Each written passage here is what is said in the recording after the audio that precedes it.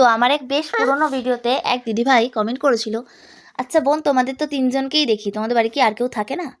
তো সেই কথারই উত্তর আজকে তোমাদের সাথে দেবো। হেই গাইজ, আমি বিপাশা, নিয়ে চলে এসেছি তোমাদের সাথে আরও একটি ছোট্ট মিনি ব্লগ। ঘর গুছাতে গুছাতেই আজকে তোমাদের প্রশ্নের উত্তরগুলো আমি দেবো। তো চলো প্রথম থেকে শুরু করা যাক।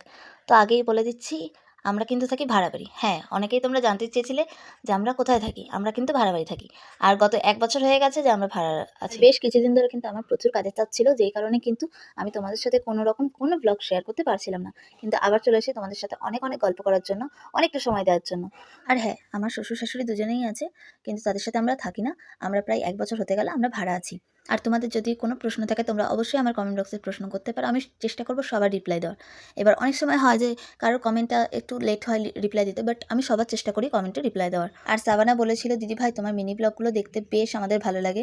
আর তুমি এই মিনি ব্লগগুলো কীভাবে এডিট করো আর কোন অ্যাপ থেকে এডিট করো আমাকে অবশ্যই করে জানিও। হ্যাঁ সাবানা, আমি তোমাকে অবশ্যই করে বলবো, শুধু তোমাকে কেন, আমি সবাইকে বলবো আমি কোন অ্যাপ থেকে এডিটগুলো করি আর কীভাবে করি।